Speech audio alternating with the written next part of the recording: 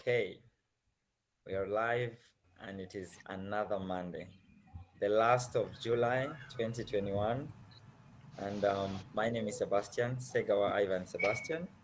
I'm the East African Community Youth Ambassador for Uganda, and I am part of the ULEAD ESC Events Bureau. I have three people with me today, and I'll just have them introduce themselves, tell us where they are, what is happening there, before we start checking on what is going on in Africa. Franklin, I'll start with you. Thank you. The last Monday of July, I'm excited. My name is Franklin Mireri. I am also in the communications department for ULEAD Africa. And I'm tuning in from Arusha, Tanzania, the Geneva of Africa. What's happening? Spent the weekend at home just watching the Olympics, the opening ceremony, and some games yesterday, rugby, some bit of football. Yeah, so watching the Olympics from where I am, and now back to work on Monday. I am curious to know which country had the best outfit for you. Of course, Kenya. I, Yeah, Kenya, we brought the Masai warrior spirit, and I think the internet loved our attire. it did, Like, it did, it yeah, did. yeah. Um, um, I also want to get your mind on who do you think did it terribly? It's still early days. Let's wait and see. Over 170 countries participating. Let's wait and see. Probably by the end of the week, we'll see. All right. We also have Maureen on the call. Maureen, talk to us. Where are you calling in from, and what is happening there? Yes, please. Hi, Sebastian, and everyone on the other side. Maureen, I'm calling in from Uganda. Well, it's a bright morning. The sun is really beautiful, but again, we've been under lockdown, and I'm telling you, this is the final week of the 42 days, and everyone is just excited. I woke up to the internet. People are posting, they're like visualizing the next steps, what is going to happen after, but they don't know what the president is going to say because we all are waiting for him to come out and speak to the people on what next after these 42 days of lockdown. So, well, right now we are just a bit excited that we made it through the 42 days. And we know that it's going to be better because if we were checking in with Ministry of Health, the cases of COVID-19 have been a bit low now. So we think and we are hoping for the best. Otherwise, what's happening among the young people? I think the young people have, generate this period, this period of the 42 days. The young people have taken time to reflect and look at better ways on how to manage themselves. And I think it's working out if we can be observant. We realize the internet, we are on the internet, but again, we've gone back to, focus on what is happening in our countries, in our homes, in our communities. And I must say, this has been an exciting moment. But like I said, we are still waiting on for what the president has to say. Right now, that is the current situation in Uganda. All right. Thank you, Maureen. I'm glad to hear that it has been quite productive for you. I really hope that very many young people share that sentiment from Uganda. And I also pray that the president does not encourage the extension of the lockdown. All right. We see you, Barise, checking in on us. Thank you for joining the live stream and all other people coming in live. We see you, Alan, from Uganda.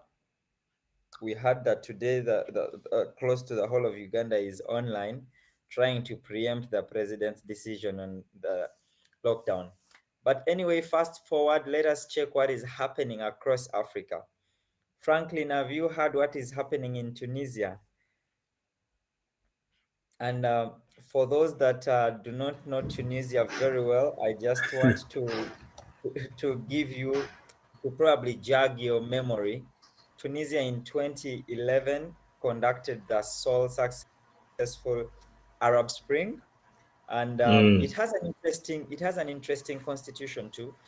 In Tunisia, they do have a president whose powers are limited to commanding the military forces and manning the their foreign affairs missions. And then they also have a prime minister who has the other set of executive duties.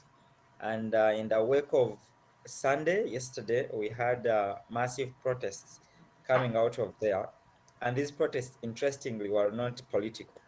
They were people responding to the government's response to the COVID-19. You know, they are having a bulge in their cases, and they feel that their leaders have been wanting in response to this challenge. And Tunisia, you know, opened the doors to using internet as a tool of mobilization effectively. And here we are, Tunisia being the first country to man protests in the middle of a pandemic, requesting for better management of that pandemic. Franklin, do you think that very many African states are going to follow suit? Because when you hear very many people, they are largely agonizing, first because of the pandemic itself, but they also feel that their government's responses should not be what they are. What do you think is happening? What do you think the Tunisian move is going to do to the continent? Yeah, this is an interesting one. You know, COVID-19 is not just a socio-economic challenge, it's also proving to be a democratic and political challenge in many countries. So what you've just mentioned in Tunisia is an eye-opener. As you mentioned, the president has suspended parliament and the prime minister and dissolved the cabinet in Tunisia. And that was in the wake of protests which were seen through the weekend, as you mentioned. And those are popular protests, as you said. And they were drawn from both divides, those who are supporting the government and those who are not. So you're right, definitely, when you say when it comes to matters of the stomach, it doesn't matter which party you are, you will all come together. So COVID-19 was affecting the livelihoods, and it's still affecting the livelihoods of many Tunisians and Africans.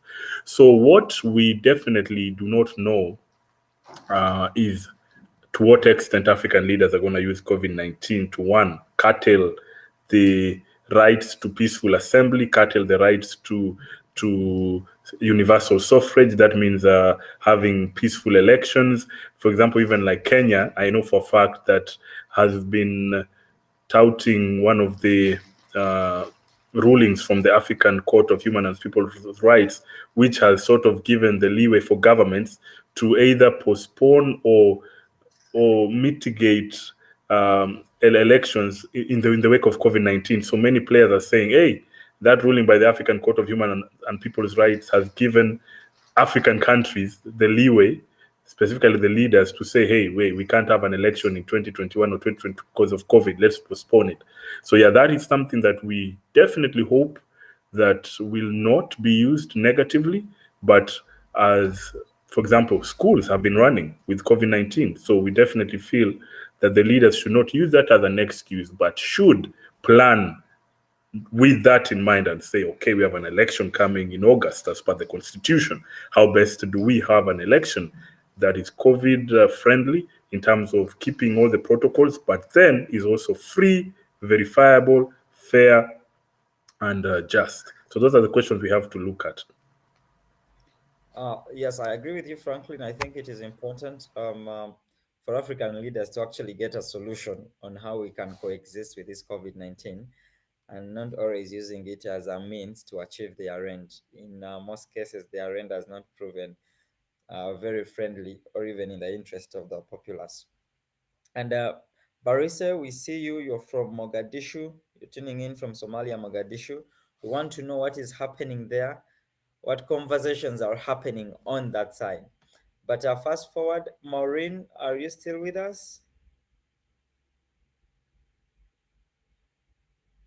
All right. So Maureen has just dropped. But so Franklin, going on, I have an interesting conversation for you. I have been recently Uh-huh. moving up and about, and you would imagine, I think now to move during this pandemic, one needs literally to have a file full of documents for you to be able to move, which I think is a very unacceptable way to move. We need to move more free and with less documents to carry around. But Franklin, I was also asking you, as someone who has been working in the pandemic, I need to get your honest opinion on what you would prefer, working from home or from office. This working from home has its challenges and benefits also. But I think personally, I'd prefer working from home if I have the right connectivity, and that is key. I think vast, the vast population of Africa, many of our people, many of our young people do not have the connectivity that's necessary. For example, an internet speed that the one we are using currently is not less than 3 or 5 megabits per second. How many people can afford that? But you and I probably are lucky. We have that. Our organizations can provide that. But yeah, I would prefer working from home. It gives you more flexibility. You can even actually work 2 or 3 jobs if you're working from home, which gives you more income and more flexibility, more what you call you're more productive as an individual, as a young person. But the question is, how many of us in Africa can afford that connectivity? I asked that question specifically to bring you to an interesting set of news. One African president recently traveled traveled to attend a virtual event because the infrastructure of internet in their country could not support a seamless stream. I was reading the article earlier today. I'm not going to mention the African country.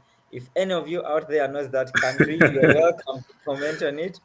But I was amazed. It is unbelievable how the president was intending to attend a virtual conference, and interestingly, it was towards discussing an e-market for Africa. But he had to travel for that. It was unbelievable. All right, we are having more people join us in the studio.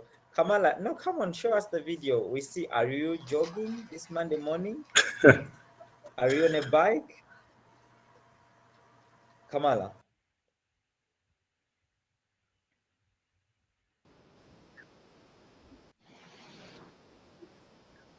All right. While Kamala gets set to talk to us, good morning, Hey, David.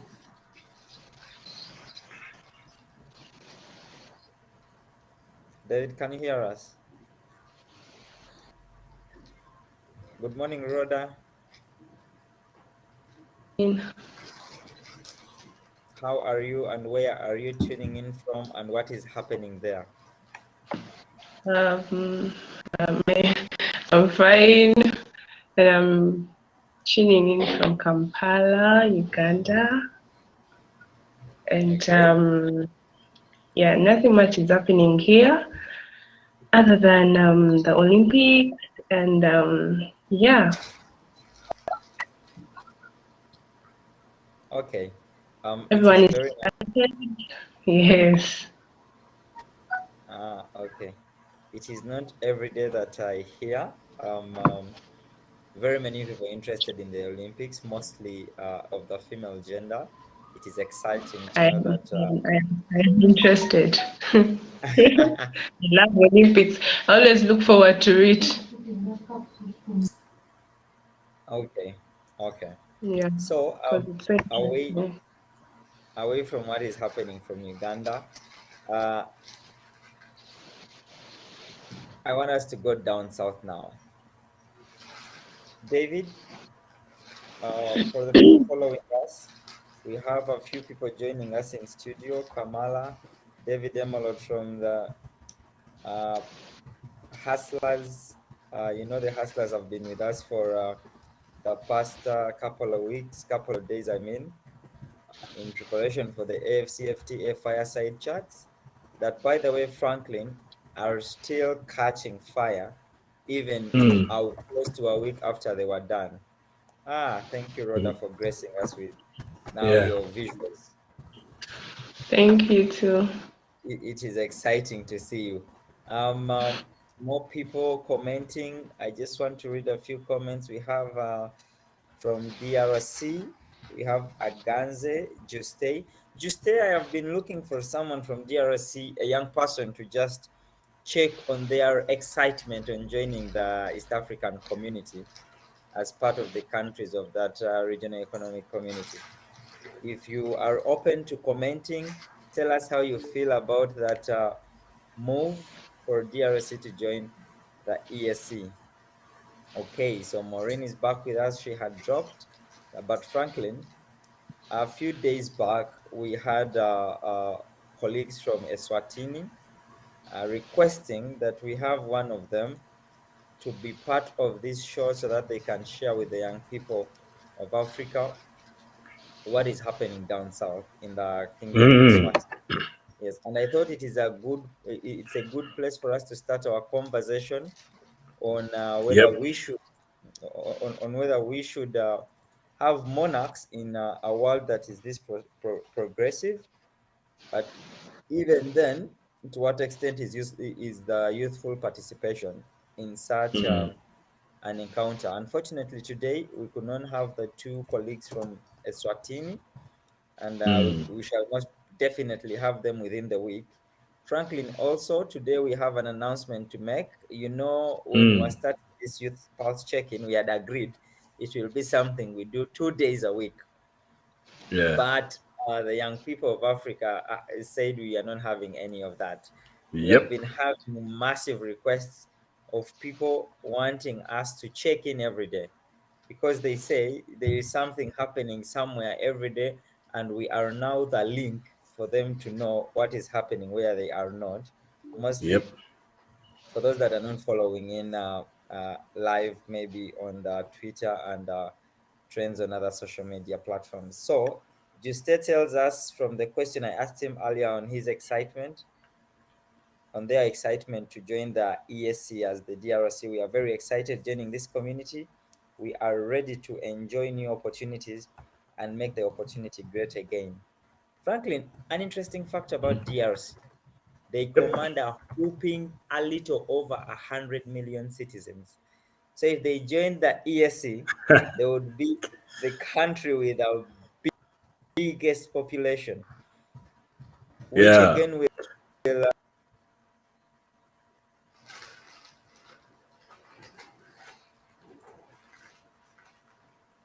Hello.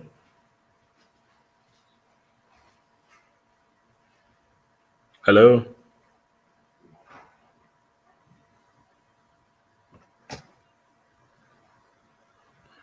Hello. I don't know. Sebastian, have you dropped?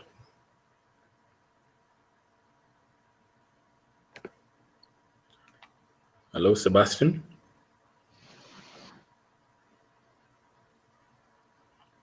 Does anyone hear me? Yes, I can hear you. So it means our colleague Sebastian's connection could be the issue, right? Yes, definitely. Oh, wow.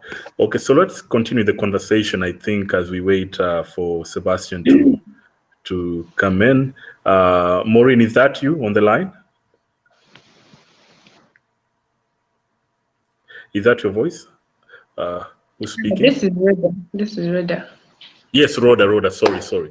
Rhoda, let's continue from where Sebastian left us in terms of the Democratic Republic of Congo. First of all, Rhoda, allow me to ask you, have you been to the DRC, or do you have colleagues or friends who are from the Democratic Republic of Congo?